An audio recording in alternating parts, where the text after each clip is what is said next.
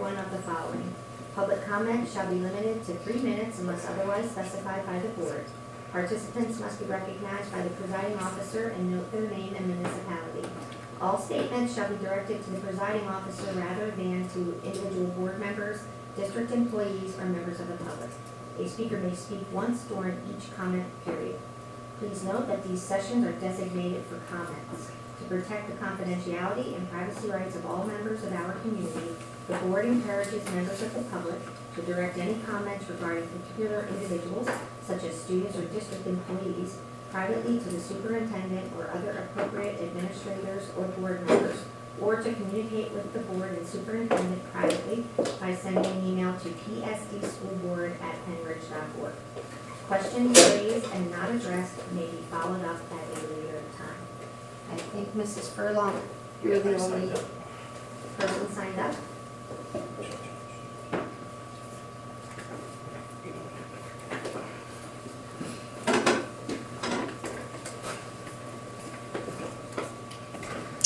Sue Furlong, West Rock Hill Township, and I would like to speak about the class rank. I was at the meeting in June.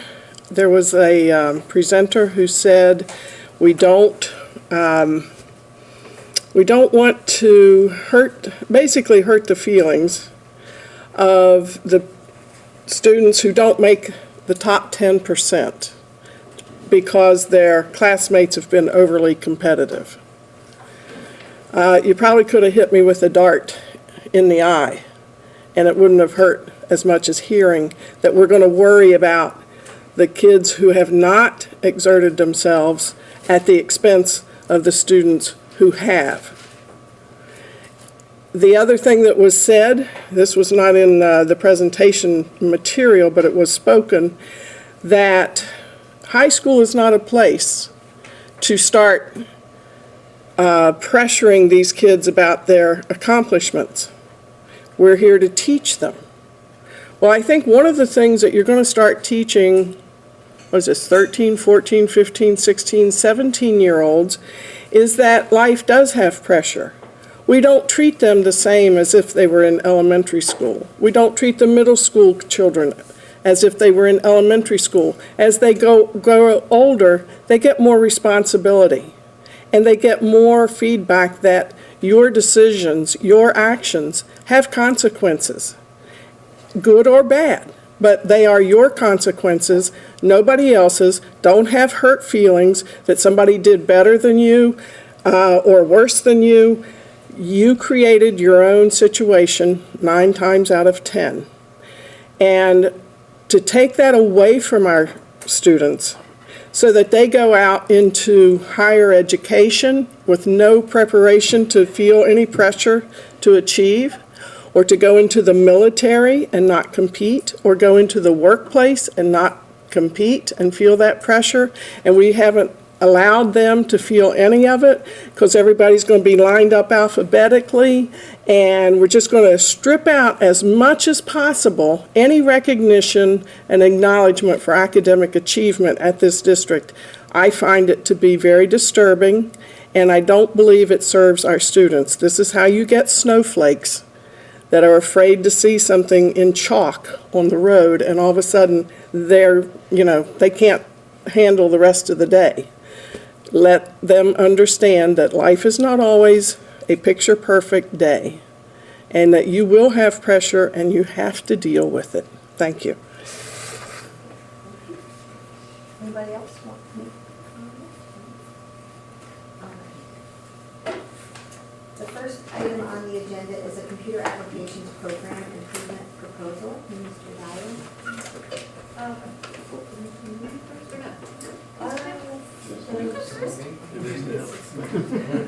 Oh, I'm sorry, I was looking down one. It's the training program. Sorry. Wanted to make sure you knew where the podium was. Hi, everybody. How are you? Stephanie Washam, and do you want Dr. Shai to? Joe, I just wanted to introduce Mr. Sadowski to everybody this evening, because Mr. Sadowski will be Well, nobody can replace Mrs. No, Washam. I'm not gonna try, Mrs. but- Washam will be moving on. But Mr. Sadowski will be joining the curriculum office. Meet everybody. And we are very excited to have him here. He's very talented, and he'll be a wonderful addition to the curriculum team. Thank you So so much. welcome. Very much looking forward to it.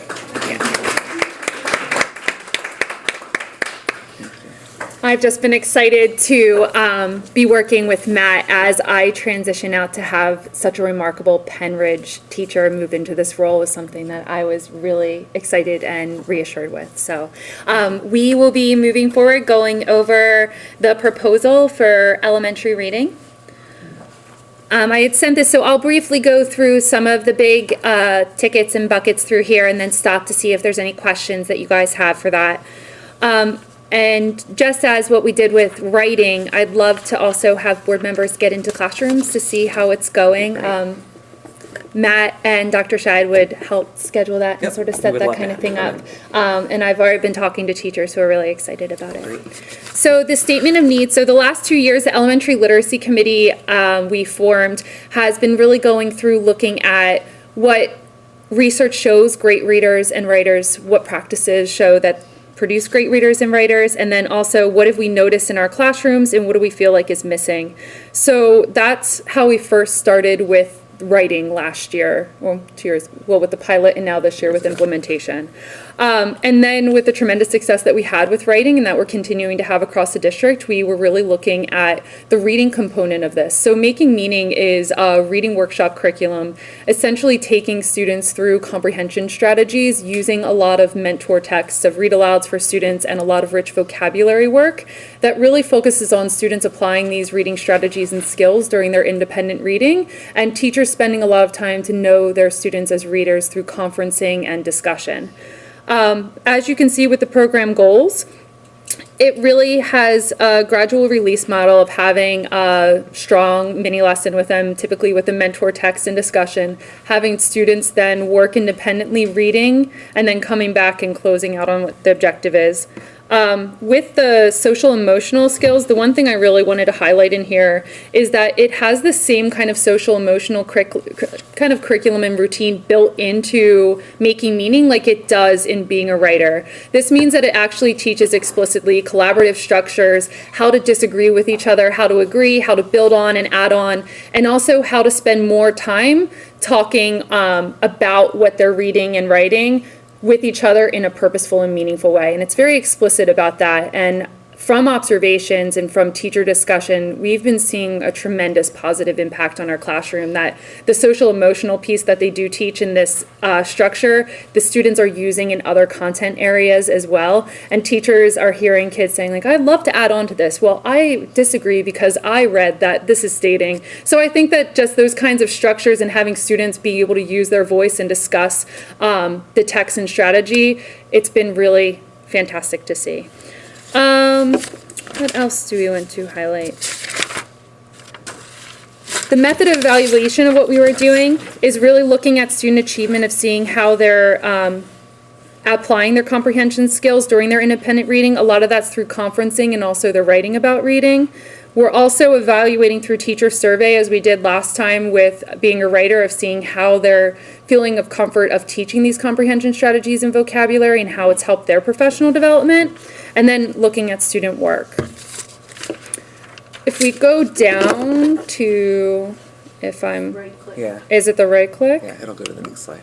Ah, thank you. If we go down to looking at estimated costs in the materials, the breakdown for the two buildings, and we chose to really keep this at the two buildings instead of going across the whole district. So currently at West Rock Hill and Sellersville, we have pilot schools across grade teams. What our proposal is tonight is to expand that to the entire building and to have an additional year of professional development for teachers before expanding and implementing across the district. And what we're seeing with transition of myself, and then also really wanting to have teachers that would be able to be turnkey trainers and leaders for literacy, we wanted to take that time to really expand within our pilot buildings first before going to across the whole district and giving more time for PD and more time for collaboration amongst teachers. So when you look at estimated costs and breakdown, you'll notice that it's for 2 school implementations, and then there in lower elementary, there's a supplemental cost of guided reading sets. So this is to offset the need of additional guided reading books that we need in K1 and 2. And down for staff development, you'll see that the online development, just like it was for writing, is free. And then they have job-embedded lesson study and turnkey training, bless you, across the 2 schools in the fall and the spring. And then it also includes the PD for the entire district, so 2 days of sessions of PD for the whole district. Any questions about what we have proposed? Mrs. Washington, could you just elaborate on the fast, or you just pointed out that we would have professional development for the whole district, although for Yep. this, we are rolling it out with the 2 schools. Yep. So what they would do is the lessons, the job embedded lesson study would be held at the 2 school locations, and then all of the reading specialists across the district would be participating in that. And then additionally, for the following spring of that year, you'll be able, the whole district will begin to get their training as we move into a larger implementation for it.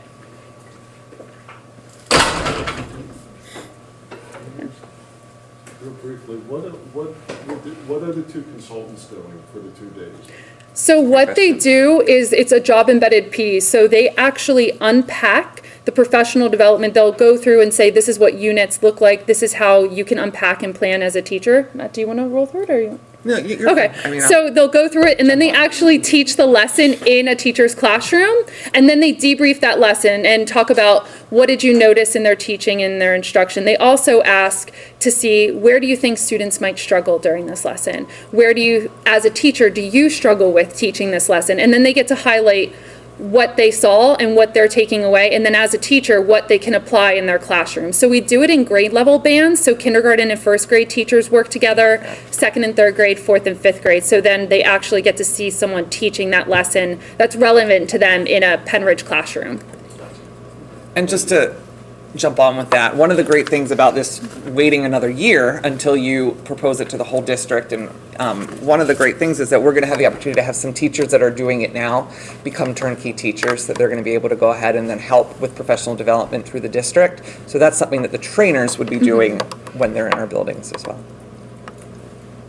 Which 2 grade levels are currently doing, There's 2 buildings and they vary by grade level for what they work with. So in West Rock Hill, kindergarten, 2nd grade, and 4th grade have pilot classrooms. At Sellersville, it's 1st grade, 3rd grade, and 5th grade. So we rotate back and forth. Do you know, since the plan is to roll this out to the rest of the elementary schools next year, would there be a cost savings to purchasing the materials this year all in bulk, as opposed to splitting it up and purchasing part of it now, part of it next year? I can ask them about that. It doesn't seem like it's the case because this is it's a literacy nonprofit that produces curriculum resources, so they are not as able to give the kind of discount things that big publishers do that I've noticed. So I've gone back and forth with them about that, but I can inquire about that and get back to you. Question. And I just want to say too, I'm really excited about this. I think it goes very well with the writing program that you've already rolled out, and so I'm really excited to see the impact this has on students. Thank you. Great. I have 2 things that you could after you're with you. Yes. Okay, go ahead then. First of all, I think the making meaning is a classic edu jargon kind of phrase. It really makes no sense to me. This.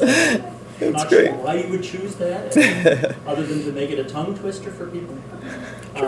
Second question is, how does this impact Reading Street? I know when we implemented the writing program, it was because that was a deficiency with the Reading Street program that we saw. This sounds like it's almost a replacement for the Reading Street. Is that the case? Yeah.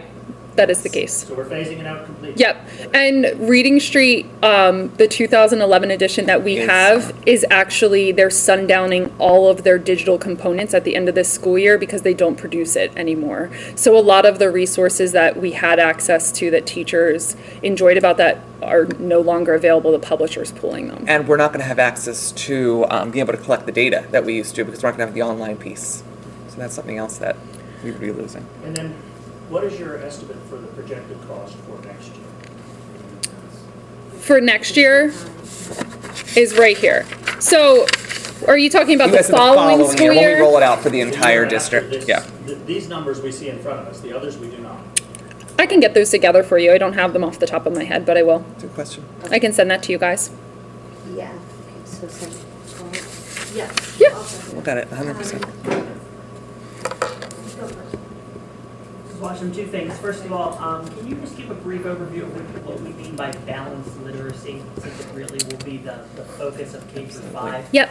Make sure the board members fully You wanna? understand that. Sure. Jump in. All right. So balanced literacy, when you look at, just jump in at any time or if I'm leaving anything out. So when you talk about a balanced literacy program, you're looking at the 5 components. Phonics, phonemic awareness, comprehension, writing, and you want to make sure that you're not teaching them in isolation. You want to make sure that you're using them in a meaningful way. And one thing that we found with Reading Street at times is that it's very isolated. We're not really connecting and putting the pieces into place to make meaning. That's really why it was called that. So these separate programs, being a writer, being a reader, they mesh so well together that you really can look at the different pieces of balanced literacy and push them together. Essentially what we're looking to do is to have students being able to have, working through the strategies that they've been taught and Right. being able to apply it and read more books as well. So the upside of this approach is that we have students really working with texts that are interesting to them, texts that are on their level, and then also building their stamina not only as writers but also as readers. And that's a major component of this, is really fostering that love of reading and getting them to have a higher volume of reading as well, which will help support with their vocabulary. And if I could just add one other thing. So in terms of balance, the old reading words, where it should have been all phonics and then it was all whole language, and now we know that it needs to be a balance of those, and that we provide instructions, especially for our young learners, on how to read and decoding and encoding, phonological awareness and processing. All students need that to learn how to read. We want to ensure that that is in place, but we never forget the comprehension, because it is about knowing and understanding and making meaning. So the combination of these programs, in addition to word study, really do balance out our literacy program. And I will tell you, this is something that means more to me than probably any of the other proposals that we've had out there, because nothing is more important than ensuring that our students are literate citizens in this country. So we are really at the point where we can say that we will have a balanced literacy program for our elementary students. The other thing I really like about this, and you touched on this when you were rolling out the writing curriculum, is, our writing and our reading were being taught in isolation. And this helps to bring 2 of those together, and that's how kids learn the best, because they're being read a read aloud story.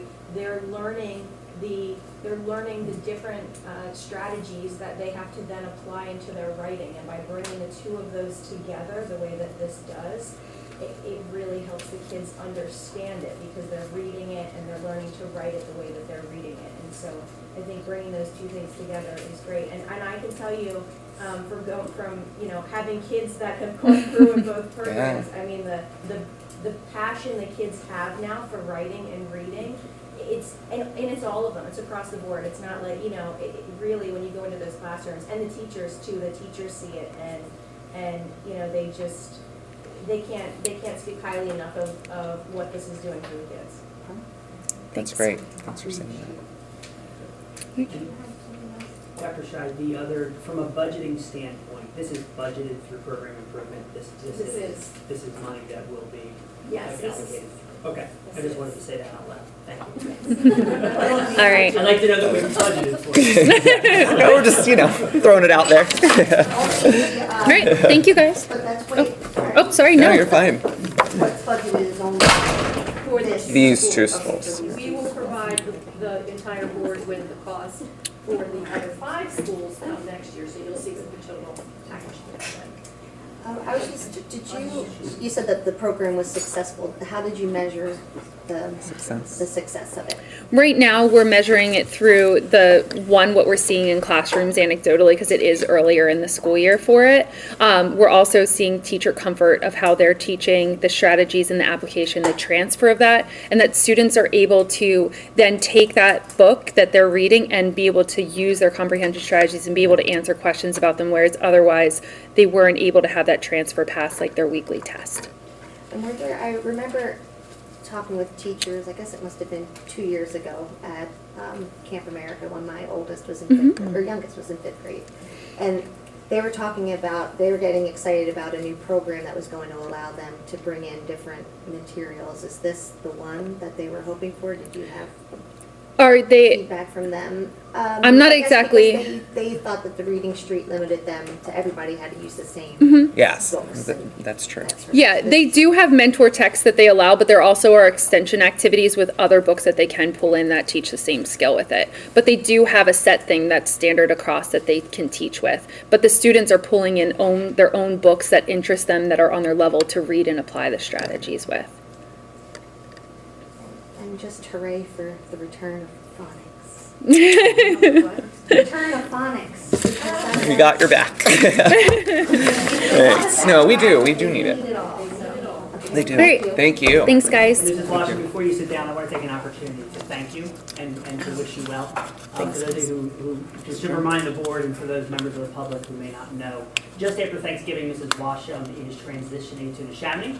She's going to be an elementary principal at Furterbar. Furtabar Elementary. Say that 3 times fast. And so we are really going to miss you, but we are thrilled for the opportunity. Neshaminy is really fortunate. We have been really blessed with your passion for literacy, your passion for professional development and working directly with teachers, your passion for our ALD families.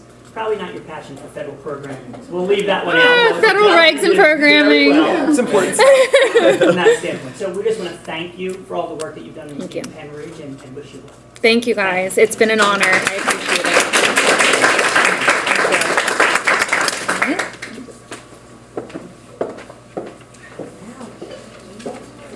Now it's the Now you are. computer application. Excellent. Is mine, Dr. Shire, is mine going to after this, or? Here, let me help you. Or Danielle can. I think it's right up at the top. Danielle, is it right?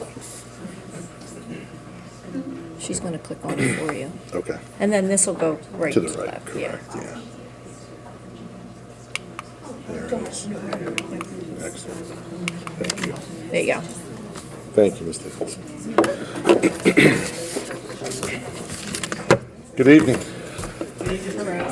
My name is Chris Dyer. I'm a high school teacher here in the business department, and the proposal in front of you is for the technology specialist Microsoft Office certification class.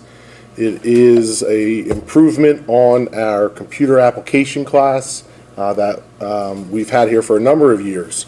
And we in the business department felt we needed to modernize and revamp the course so it's relevant to our students. The state in the need of study, or the need for the justification, was the 21st century skills that our students are learning. We needed to improve that in our current class of computer applications. So we're moving towards a Microsoft Office certification class. We're removing from the old class the keyboarding components that they now get, excuse me, in middle school as well as even elementary school sometimes. So we're removing that component. We're also removing the internet component, where we used to teach kids back in 2007 how to surf the internet, type of how to research on the internet. Now Dr. Google takes care of all that. So those components of that course will be removed from the curriculum. We're going to embed and have a more focus-driven attention to the Microsoft Office products. The end result is students will be able to sit for their MOS certification at the end of this course. Now, the MOS certification, if you're not familiar, it's a Microsoft specialist. It's their entry-level specialist certification that they do offer. So it allows students to graduate high school and have the potential to have a certification on their resume that makes them more employable, gives them access to potentially other job offers that they may not have had without it. So we feel that the students would benefit from this certification opportunity in the long run. So the problem with the existing course set, with not only the keyboarding and the internet components, the other problem is we taught 4 of the basic Microsoft products in one class. So we taught Microsoft Word, Excel, PowerPoint, as well as Access, all under the same umbrella. So that allows us to treetop a lot of the material, but we really couldn't get into the nuances of each type of product. So the certification class, Microsoft has set it up that you can take a certification exam in either one. You could take it just in Word, you could take it just in Excel, or all 4. So the class we're proposing would probably run with Microsoft Word and PowerPoint as the focus. It would be a completely immersed program where they're using the software very extensively, as opposed to just giving them the basics of the software. So that's certification on the part 2 there, where it says the MOS cert for Word and PowerPoint is our perception of what the class would look like going forward with a focus on there.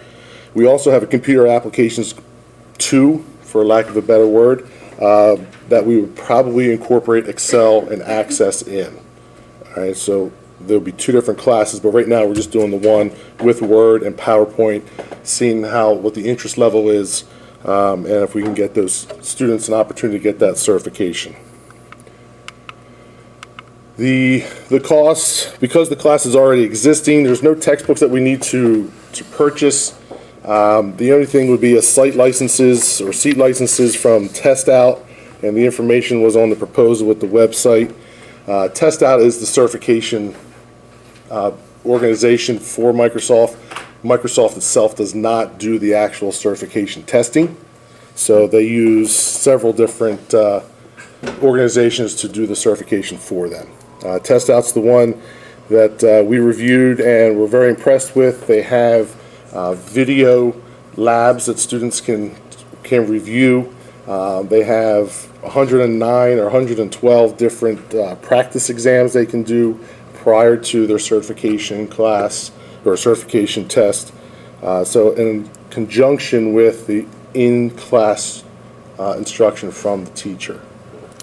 So the licenses range from 20 to 25, depending on how many we purchase. If you get over 25 licenses, then you start to get a discount on that per license price. So that's basically the range. The cost for equipment really was only going to include some headphones. So when students are doing their 8 to 10 minute video review, they can hear the instructor on the video as well. And then there's a train-the-trainer course that one of the business teachers would have to go sit through. They sort of have to take an abbreviated course. They have to pass the test too, of course, so they can be a certified trainer. So there is a small nominal fee for that as well.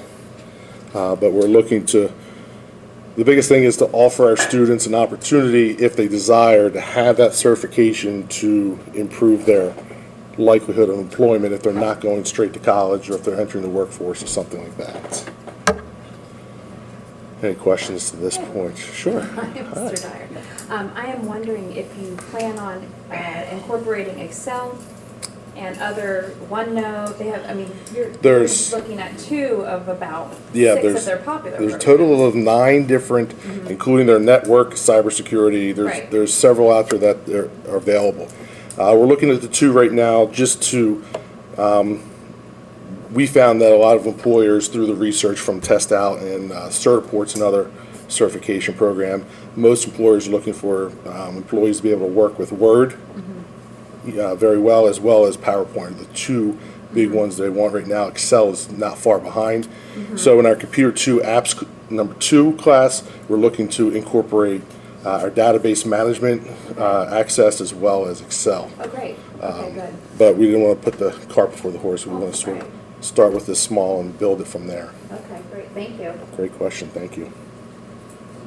Just two quick. Sure. One question, one comment. Okay. First off, thank you. I think it's a great opportunity for the students. I agree with you, sorry, that we should pursue the Excel Definitely. application. I work for a $3 billion company, and that is the bulk Yeah. of what we deal with. Word, it's kind of accepted that people are proficient with Word as it is. Yeah. PowerPoint and Excel simply for the power of Excel. Excel's got incredible Yes. powers. Sure. Access is just another level with able to handle much more data. That's important too. Yeah. But a lot of times you'll have IT departments that'll deal with that large volume of data. I Sure. think Excel is much more important to the student body, just for simple things. Analyzing their own data. The statistics package within Excel is phenomenal. Definitely. So anyway, I appreciate that. And is the cost for the student to take the exam, what is the cost to take the exam? To take the certification, that runs anywhere from 75 to about 115, depending where the location is they're taking it. Up in Allentown, where Mac had one of their satellite offices, kids can sit for about $80 to take the test. If they go across the street to Bucks County Community College, it's $112 to take the test. So, but they would be fully prepared for it because the test out software program offers them practice tests that are very similar to the actual certification test, so they'll be well prepared. The goal would be to get them to certification, obviously. Yeah, definitely. And that's only the first level, and Microsoft Specialist has master levels as well, that you can take your knowledge even further past that basic specialist level. So there's multiple tiers in each one of the 9 products. So there's a potential for a large growth. Obviously, it's going to be based on student enrollment, of course, is going to drive this. If we're getting a large volume of interested students, we can adapt. I think we put in the cost there you have in front of you. I believe I put it in there. I did.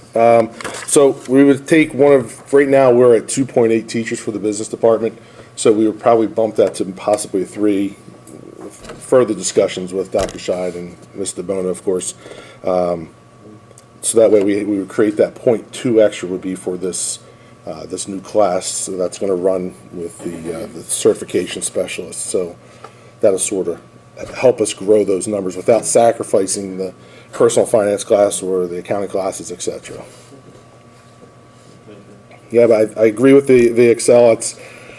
I'm a big Excel. I love it, and the problem with the Excel sometimes is when you're teaching Excel from the basic level, you have to have a basic understanding, and to get them from 0 to the certification level in that short of a period of time sometimes is a lot. So we're hoping that they go through the Word and PowerPoint first, and then now they have a basic understanding of what is expected, how the program is going to work. Then when we put them in an Excel and Access in the second phase or the second class, they'll be more apt to be successful.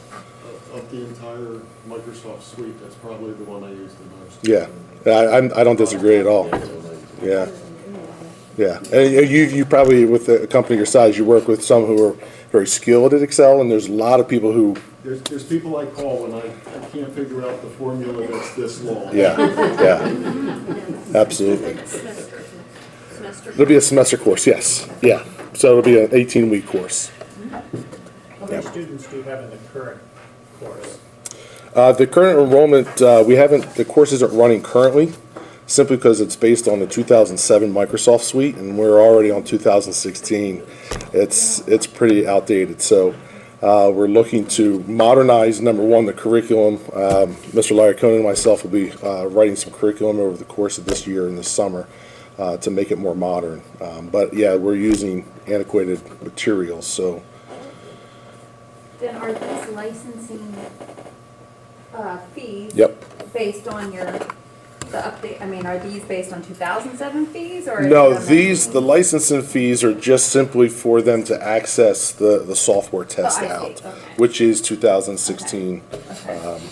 Because then you're Microsoft. adding in the expense to update your software programs too. No, I think already at the high school, we're already on that. We're already Got it. there. Yep. Okay. Yep, we're already there. So we're teaching them old stuff on 2007 on new equipment, so it doesn't work well. Doesn't even remove That what this doesn't, is. that doesn't. No, yeah. the ribbon wasn't even in there back in 2007, so it's highly overdue. So we're excited for it. And I think the certification component is going to be a huge bonus for us as not only as a school, but as a district. We'll be ahead of the curve. A lot of districts don't offer this certification. There's a few that do, and I'm glad that we're having the opportunity to offer that to our students, so. Mr. Dara, the certifications that you're talking about, the testing, and you talked about Yeah. different places and sites, are they at set dates, or can students do this when they're ready? Is it like an AP exam where there's a week and a half and you gotta take it, or? It's not. Typically, when I was talking to the Bucks County across the street here, they have windows, testing windows. So they do a lot of other certifications, not just Microsoft. They do hospitality management, et cetera. So they'll say, okay, we're going to be open for these 2 weeks. Come register. They can take it anytime during that testing window. And because they're so close in proximity, they probably be willing to work with us. If I say, hey, I'm going to send 20 kids, does a date work for you? And we can probably work something out with them directly. So I'm hoping that relationship with them also, we can sort of work them down on the price a little bit too. Well, it's excellent, because one of the things we're talking about, one of the themes that we've been speaking about, and will come up later tonight, is just different ways to recognize kids for different skill sets that they have. And this is just another example of it. When you talk about this type of thing, you think about the NOCTI tests at the Bucks County, the technical school, and the way to show that students are doing other things of interest that set them apart from graduates. So Sure. employers look at it and say, oh, this is somebody who I know does know Excel or PowerPoint or whatever. Exactly. So I'm going to bring them in and not a big issue. So thank you. Tangible for bringing it to skills. us. Thank you. Does anybody else have any other questions? Thank you. Thank you. Appreciate your time.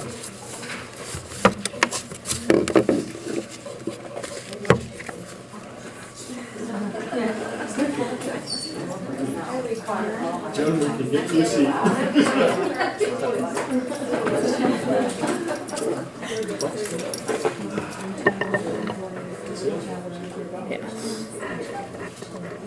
Okay. The next item is the AP Research course. Good evening, I'm Dr. Dormer, I'm the Secondary Science Supervisor, and I'm really excited about speaking about the AP Capstone Program proposal this evening.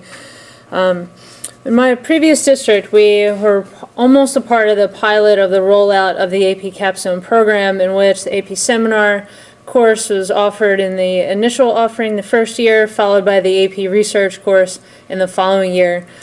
These courses are designed to just allow students to conduct independent research, and they are required to follow it through from the very beginning of conceptualizing an idea and identifying a problem, to researching and doing all the background, the literature review components, developing methodologies, right, planning an investigation, collecting data, analyzing the data, and then making recommendations or speaking to the implications, future directions, limitations, so on and so forth, drawing conclusions from their investigations and their processes.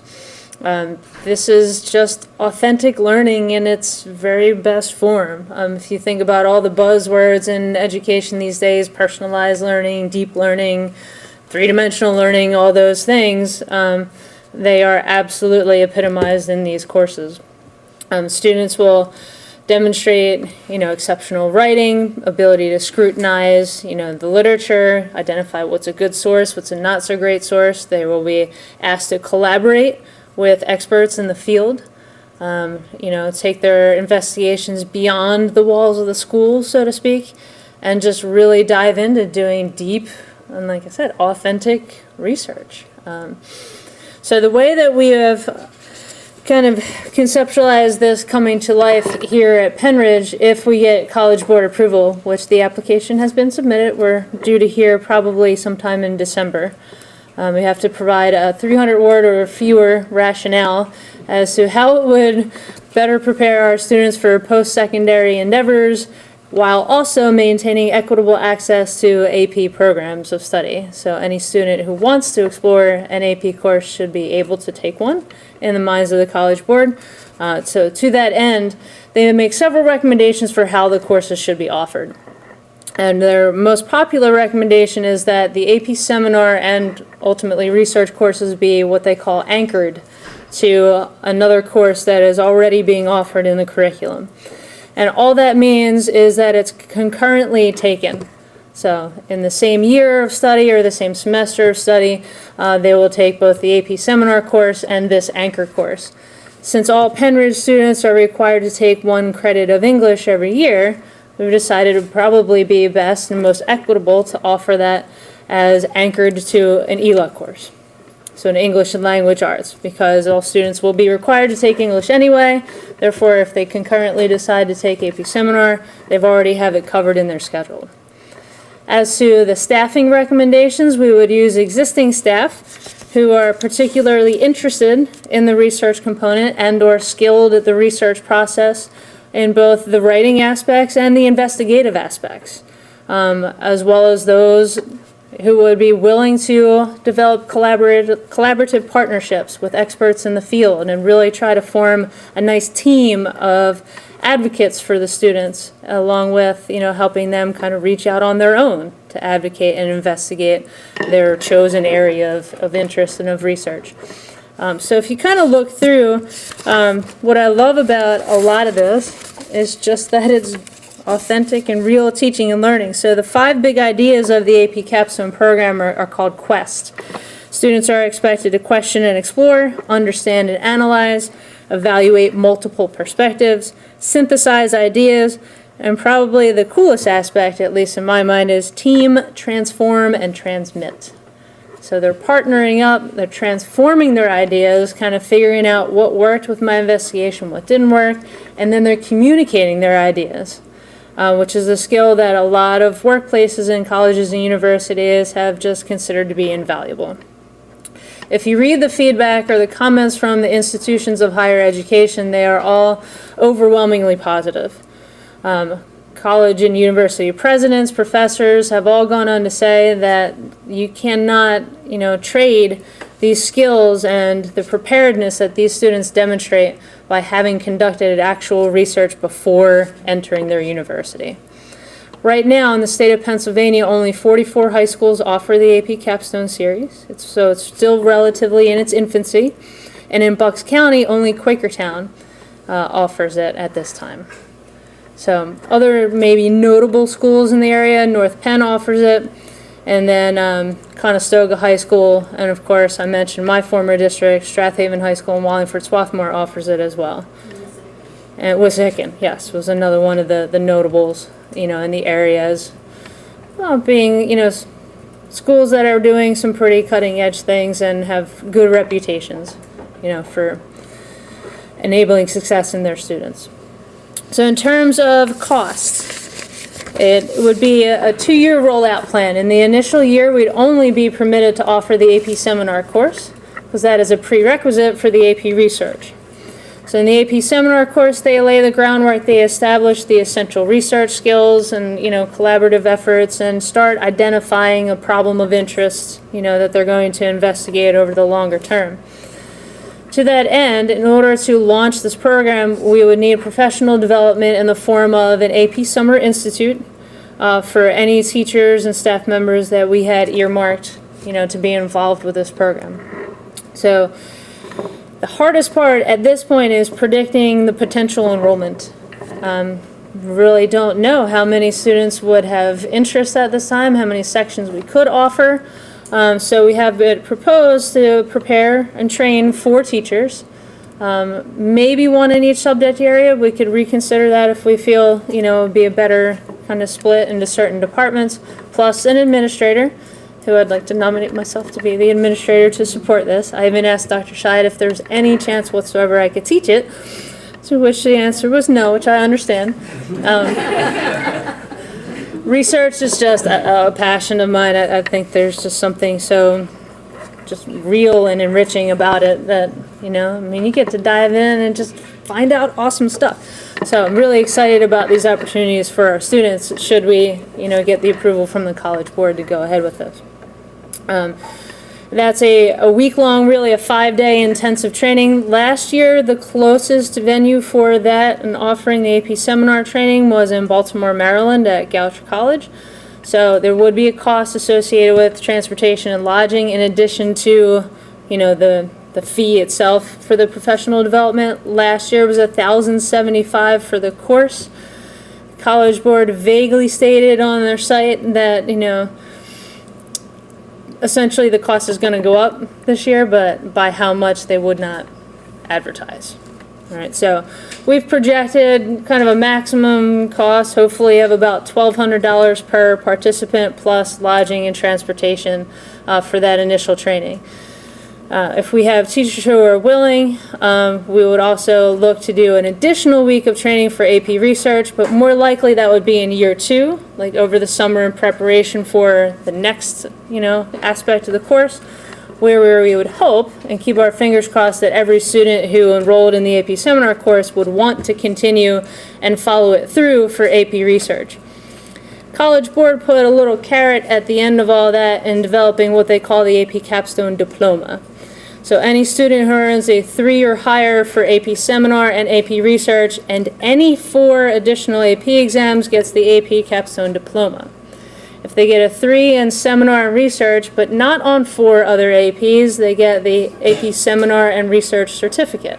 So their efforts are still acknowledged for the research that they undertake, just maybe not quite in the same way.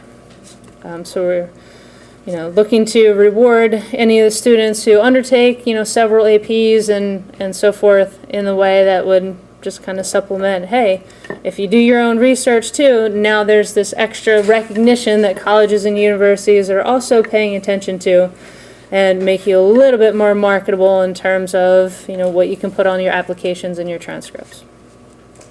Yes, ma'am. So can you just explain again how you're saying that they're going to be anchored to a course? So right now they take whatever English they take in 10th grade. Right. Is it going to wipe that out, or is it No. just going to be an addition? on In top of addition. it? So they can manage. It doesn't add a lot of extra work that they can't. Not any more than any other AP course will. Okay. So all right. Okay. So it just layers on top of it. It's just layers on top, yes. And then for the diploma that they would get, you would, if someone took it in 11th and 12th grade, took Yes. these in 11th and 12th grade, I guess by our graduation, you wouldn't have the results. Is there there's an AP exam for this? There's an AP exam for the seminar component, and that's laid out in the proposal as well, the details. So there are different requirements for the 2 courses. Since the seminar course is, you know, developing the skills and kind of, you know, building the students up in preparation for embarking on their own research, they would take an AP exam, basically evaluating the research process. What makes a good methodology, you know, how do you draw conclusions based on the data, what kind of statistical analysis would you use for this particular type of study, so on and so forth. Whereas in the AP research, the terminal assignment is a 4,000 to 5,000 word research paper and an oral defense. So they stand in front of a panel, it's videotaped, it's timed. So they have, you know, time constraints to work within. There are a predetermined set of questions that the instructor can choose. And the way that usually works is that any mentors or advisors that were involved in the process along the way also get to ask questions at the defense. So there's no exam for that one. It's, you know, kind of like a mini thesis. Yeah. And then I just have a comment about, as far as for the college, I think this would be really valuable because we tell kids to go and talk to your professors and see whose research you can get in on. If they have this Already walking in the door. They're going to be very attractive to professors for. Absolutely. I will share with you that one of our biology teachers did a summer experience, and so she invited her professor to speak to her students and do like a mini investigation with them. And she used an acronym that, she touts at Penn State, Lehigh Valley, where she is, and she's actually going to consult with the Department of Defense or some national department all of next year. She'll be out of commission, but she called it CURE, Course-Related Undergraduate Research Experience. And she was telling that our freshmen, our 9th grade students who were, taking biology and staying after school, the value and importance of doing undergraduate research. Yeah, it is. And some schools will have it. My daughter got to do freshman research initiative, that's what they call it, down where she is, but, I can only imagine if they have.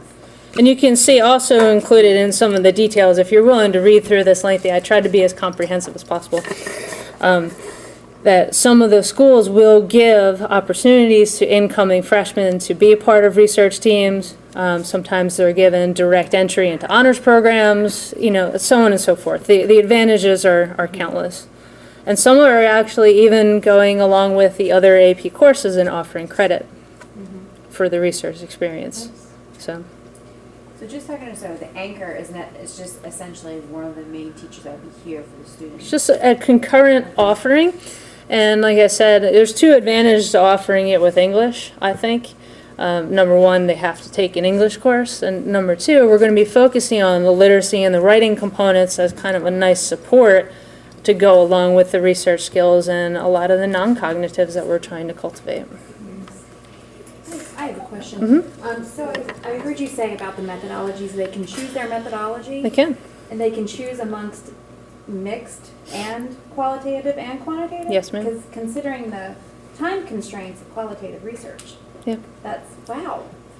And like we said, it's, it culminates in a 4,000 to 5,000 word essay or paper, Okay, and which then so in when- terms of a thesis, Right. small, but But then how do they analyze, like what type of software do they have access to do their analysis of their that data? a lot depends on their collaborators and the team, that they're able to work with.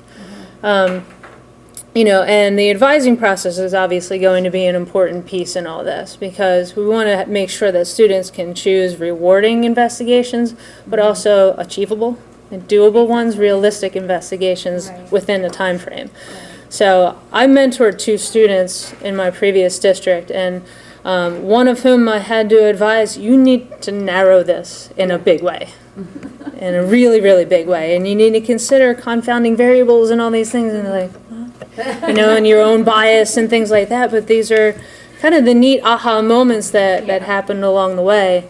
So he ended up doing mixed methods, Okay. including a statistical component that was much easier and quicker to Yeah. work with, and then a little bit of coding Oh, okay. on the qualitative aspect. So, For the themes. yeah, the themes. Okay.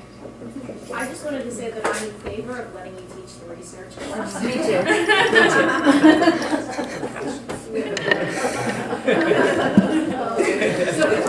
I do not want to break the rules.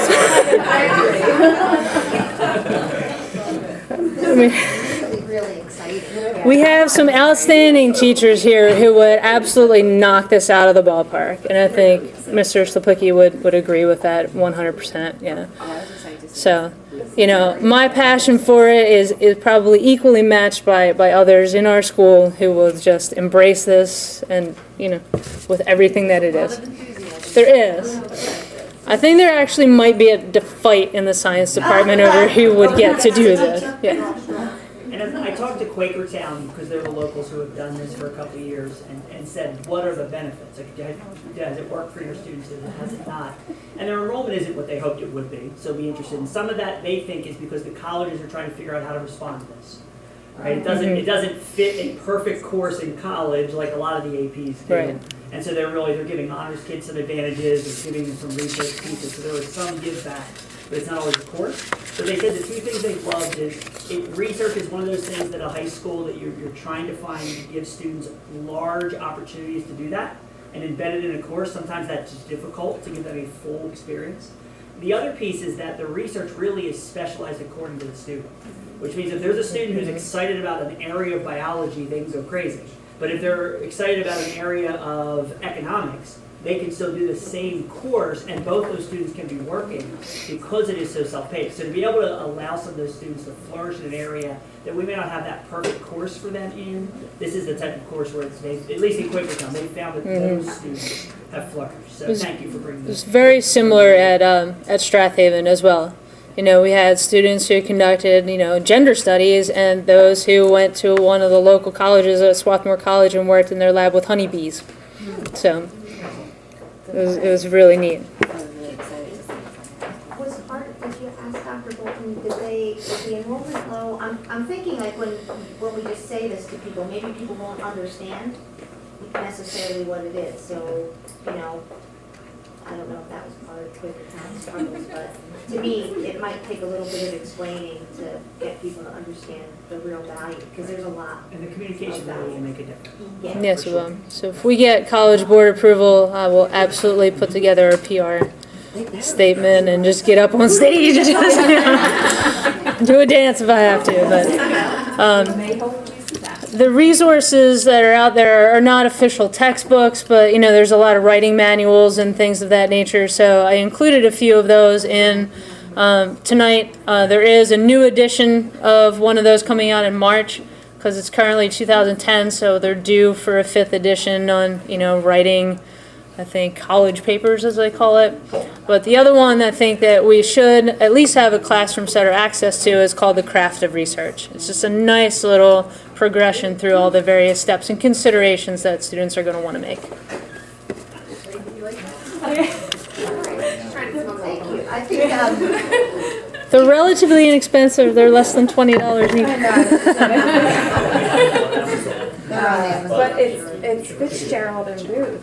They're really I think even if colleges don't give credit or whatever, this is still a leg up, and every time we can give our students a leg up, then I think it's what we should do. Just think Anybody that have any other questions? I'm just gonna make a comment, just to go back to like what you were saying about like if they didn't understand it, this would also, I think, would be a good thing for teachers, if they know that student that once they have that dive into it, this is also kind of like now the teacher has, he can kind of keep their eye out for those students who they would succeed. Yeah, that's a really good suggestion. It's one of the benefits of having teachers trained in multiple departments, because those conversations often happen in the faculty room, and another social studies teacher will go, oh, yeah, well, push them towards Capstone, or something like that. That'd be a good way to make sure that happens.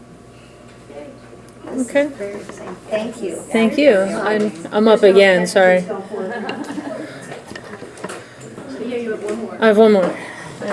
Mrs. Washam's going to join me here for the language component of it all. Thank you. That's an awesome course. I wish I had that. Cool. I wish I had that.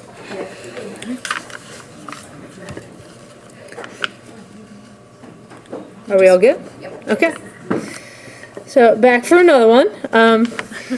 The next proposed course is for an ESL Science, standalone or sheltered science course for our level 1 and level 2 English language learners. And Mrs. Washam can comment on that aspect of it, and then I can speak to the value of having, an isolated science course for them. So essentially what we're having over the last few years is that we have a lot of new incoming ESL students who are newcomers, level 1s, high level 1s, very low level 2s, that may have had interrupted schooling or not very formal schooling in science. And what we're doing is when they enroll, they're having to take bio and take the Keystone. And they are meeting an unsurmountable obstacle. They're all repeating Keystones the following year. And a lot of it is because they're missing some of the foundational skills, and also they're acquiring language where there is so much content-specific vocabulary for them that they're struggling in a general science course with the level of language acquisition that they're at. So what we've really looked at to see is that how can we offer our newer language students opportunities to gain the skills that they need and understand the content for science that they need in a smaller setting, and then also have the scaffolds that an ESL teacher that would provide. We are extremely lucky to have a dually certified secondary science and secondary ESL teacher at our high school. By having that, in my opinion, gem of a resource already on our staff, it makes sense for us to really allow our level ones and our newcomers and our Ls that might have had interrupted schooling to have this sheltered science course so that they're able to be more successful the following year taking bio.